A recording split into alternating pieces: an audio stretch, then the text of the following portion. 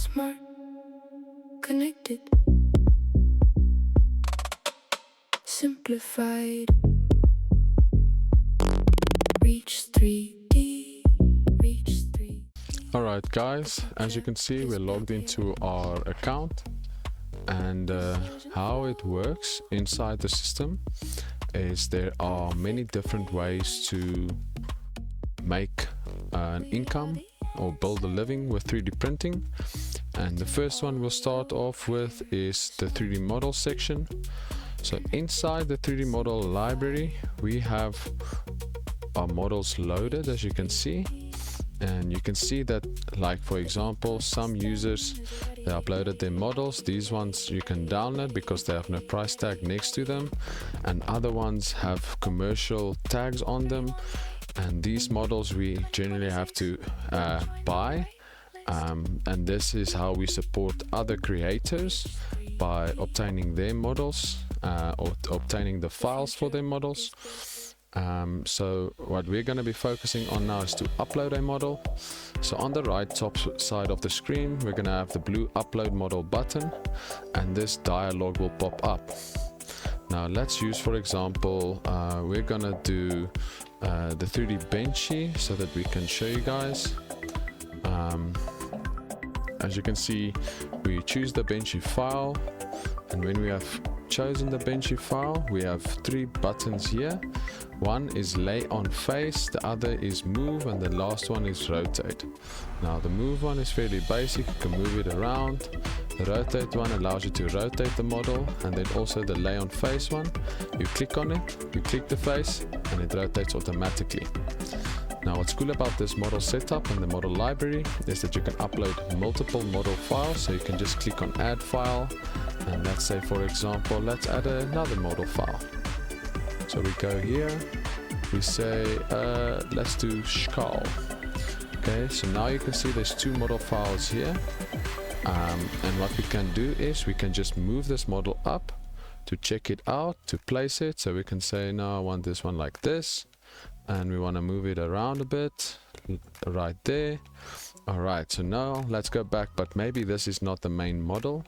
So then we'll go back, we'll go say okay, but I want the Benchy to be the default, so we'll make this one the default and move it up. And when it's the default, it is the one that's automatically displayed first before when downloading. Now the form, we have to also insert the model name. So for example we're going to type in 3D Bench test model upload. After that we're going to select our category, and we have many categories to choose from.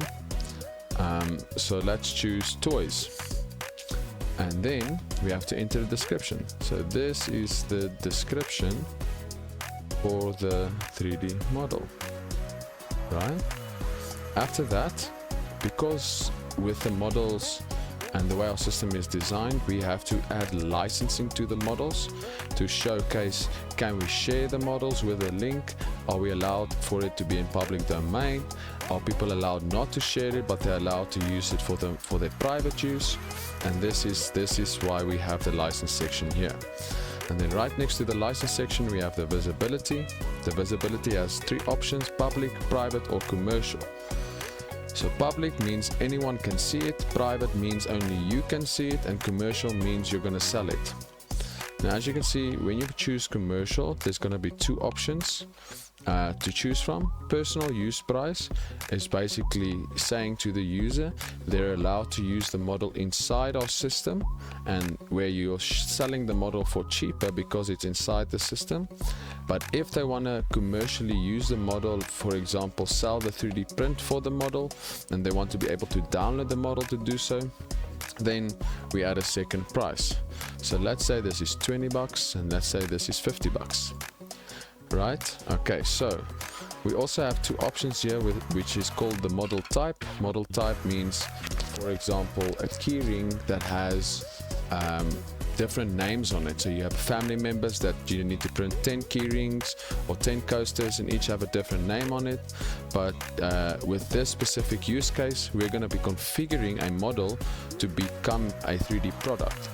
So this, when we choose model type, it's just a normal 3D model that you're selling, so they're just downloading the files, versus configurable allows the viewers, so people that are buying the model, to configure the model when they request it. So they can, for example, change the name from your name here to Peter or to Joy or to whatever text they want to put on it. But for our purpose, we're just going to choose normal. After that, we have to put in tags. Now tags are for the SEO optimization.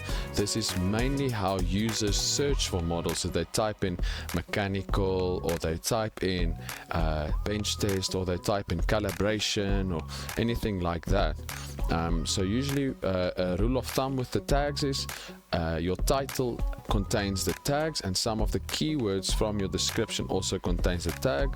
So this one would be 3D Benchy, and also benchmark. I think I spelled wrong. Yeah. Benchmark, and then also test.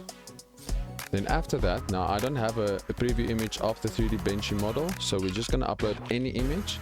But obviously we'd like to have you guys, when you load it into the slicing software or the model viewer, try to capture a screenshot of it, or if you have a physical print, try to take a photo of the physical model. And then what you're gonna do, you're gonna upload your picture, your preview picture of the model. So for example, this one. So now we can even add more images. So let's add a second one just to showcase. All right. So now we have 2 images there. Now with the advanced options of the model, this is basically for us to know if the model is an original or if it's a derivative of another model, which is also very important because some 3D models are advanced models, meaning that they're either an upgrade from an older model, or they're a multi-part assembly, or this model is parametric, meaning that it can be scaled very easily. Or let's say, for example, we want to add recommended printing configuration for the specific model. We can then add the recommended printing configurations here to show to the users. So for example, let's say this one needs to be printed in ABS at a 0.4 layer height with 50% infill, and it needs supports. After configuring all these things, we're just going to say upload model, and then it's going to show you at the bottom here, it's uploading the model with a percentage sign. And after uploading the model, now keep in mind, because it's commercial models, there are some legalities involved. So when you send this model through, it goes to the back end of our system, where the admins will go and make sure that the models are not like gun parts or adult toys or stuff like that that is not very accepted legally in the public space, unless you have prior approvals. Now obviously we're trying to help people, but we're not for all for gun parts and all those types of stuff, unfortunately. But after the model is uploaded, we're just going to wait a little bit for the admin to approve it, and then it'll be approved, and when it's approved it will display here. So obviously when you go to this model, you can click here, and now you will see the model's options, the license for it, the format, and you can look through the pictures, and then also you have a personal use and a commercial use for it, and the description. And then if you have printing configurations here, also as a user, so maybe if you've bought the model or not, didn't buy the model yet, you can add a configuration here to say, listen, I printed it in this printing settings, or maybe if it's a remix of a model, or maybe you want to post a photo of the print for the model. So yeah, I hope the first step is now finished, and I hope it helped you guys to understand how the model library works. Yeah, thanks. Reach 3D. 3D printing simplified.